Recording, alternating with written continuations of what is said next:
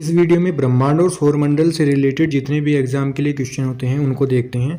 तो सबसे पहला क्वेश्चन है, सूर्य के चारों ओर परिक्रमा करने वाले खगोलीय पिंड को क्या कहते हैं। सूर्य के चारों ओर जितने भी पिंड घूर्णन करते हैं, परिक्रमा करते हैं, उन सभी को ग्रह कहते हैं। ग्रह ही हैं जो पृथ्वी के चारों ओर घूमते हैं। ग्रहों की गति का नियम किसने प्रतिपादित किया। दूसरा क्वेश्चन, ग्रहों की गति का नियम किसने प्रतिपादित किया। ग्रहों की गति का नियम कोपरनिकस ने, गैलीलियो ने, केपलर ने, न्यूटन ने। ऑप्शन सी, केपलर ने। केपलर ने ही यह नियम दिया था कि पृथ्वी सूर्य के चारों ओर घूमती है। नेक्स्ट क्वेश्चन, सौरमंडल में कुल कितने ग्रह हैं। सौरमंडल में 8 ग्रह हैं। नेक्स्ट क्वेश्चन, फोर्थ क्वेश्चन है, सूर्य से बढ़ती हुई दूरी के अनुसार ग्रहों का सही क्रम क्या है। सबसे पहले सूर्य के पास बढ़ती हुई दूरी सबसे नजदीक तो बुध है, फिर शुक्र, पृथ्वी, मंगल। डी ऑप्शन राइट है। नेक्स्ट क्वेश्चन, सबसे चमकीला ग्रह कौन सा है। सबसे चमकीला ग्रह पृथ्वी, शुक्र, मंगल या बृहस्पति। ऑप्शन बी, शुक्र ग्रह सबसे चमकीला ग्रह होता है। शुक्र ग्रह सबसे चमकीला ग्रह होता है, शुक्र ग्रह। 6 क्वेश्चन है, सूर्य से सबसे दूर स्थित ग्रह कौन सा है। सूर्य से सबसे दूर स्थित ग्रह कौन सा है। Option B, Neptune. सूर्य से सबसे दूर स्थित नेपच्यून है। निम्नलिखित में सबसे गर्म ग्रह कौन सा है। सबसे गर्म ग्रह पृथ्वी, मंगल, शनि या बुध। ऑप्शन डी, बुध ग्रह। बुध ग्रह सबसे गर्म ग्रह होता है। बुध ग्रह सबसे गर्म। सूर्य के धरातल का तापमान लगभग कितना होता है। सूर्य के धरातल का तापमान लगभग 6000 डिग्री सेल्सियस होता है। लगभग 6000 डिग्री सेल्सियस होता है। सूर्य के संगठन में सहायक गैस कौन सी है। सूर्य के संगठन में सहायक गैस कौन सी है। डी ऑप्शन, हीलियम और हाइड्रोजन।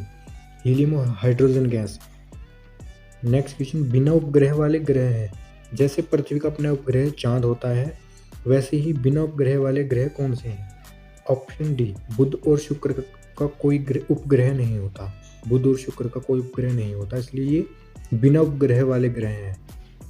सूर्य के प्रकाश को पृथ्वी में लगभग कितना समय लगता है। सूर्य का जो प्रकाश होता है पृथ्वी पर आने में कितना समय लगता है। 8 मिनट लगता है। पृथ्वी का उपग्रह कौन सा है, सभी को पता होगा, चंद्रमा। सी ऑफ ट्रांक्विलिटी कहाँ पर है। सी ऑफ ट्रांक्विलिटी कहाँ पर है, चंद्रमा पर है। 14 क्वेश्चन है, सौरमंडल में सबसे बड़ा ग्रह कौन सा है। सौरमंडल में सबसे बड़ा ग्रह कौन सा है, जिसका नाम बड़ा है बृहस्पति। बृहस्पति ग्रह सबसे बड़ा है। सौरमंडल में सबसे बड़ा ग्रह बृहस्पति होता है।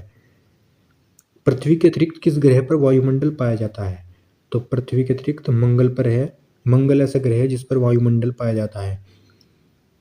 नीला ग्रह, नीला ग्रह के नाम से किसे जाना जाता है। 16 क्वेश्चन है, नीला ग्रह के नाम से किसे जाना जाता है। नीला ग्रह के नाम से पृथ्वी को जाना जाता है, क्योंकि यहाँ पर पानी की मात्रा होती है, इसलिए पानी की वजह से ही इसका नाम नीला ग्रह है।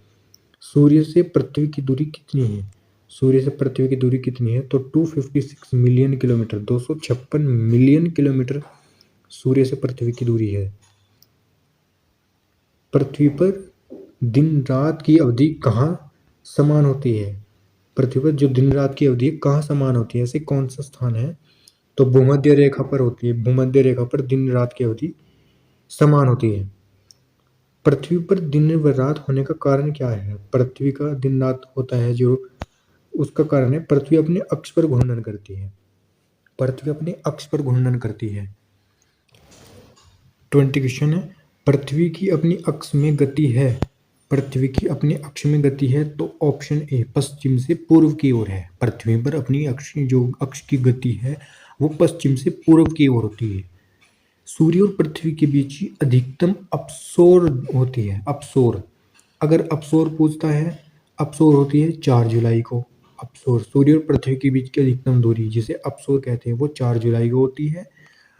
और यदि पूछते हैं सूर्य और पृथ्वी के बीच की न्यूनतम दूरी, जिसे उपसोर कहते हैं, उपसोर, तो न्यूनतम दूरी होती है 3 जनवरी को। न्यूनतम दूरी 3 जनवरी को होती है। सूर्य और पृथ्वी के बीच की बहुत कम दूरी जब होती है वो 3 जनवरी को होती है।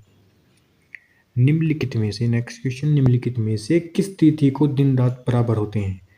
किस तिथि को दिन रात बराबर होते हैं।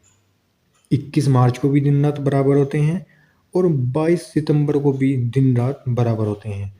तो ऑप्शन डी इसका सही है, ए और सी दोनों, 21 मार्च और 22 सितंबर, इन दोनों दिनों को दिन और रात बराबर होते हैं। चंद्र ग्रहण का कारण क्या है? चंद्र ग्रहण का कारण क्या होता है? चंद्र ग्रहण का कारण सूर्य एवं चंद्रमा के बीच में पृथ्वी आ जाती है। जब सूर्य और चंद्रमा के बीच में पृथ्वी आ जाती है, जब सूर्य और चंद्रमा के बीच में पृथ्वी आ जाती है तब चंद्र ग्रहण होता है। पूछता है सूर्य ग्रहण का कारण क्या है? तो पृथ्वी और सूर्य के बीच में चंद्रमा आ जाता है। पृथ्वी और सूर्य के बीच में चंद्रमा आ जाता है। सूर्य पृथ्वी के बीच में जब चंद्रमा आ जाता है तब सूर्य ग्रहण होता है। 26 क्वेश्चन है, मध्य रात्रि का सूर्य कहाँ दिखाई देता है?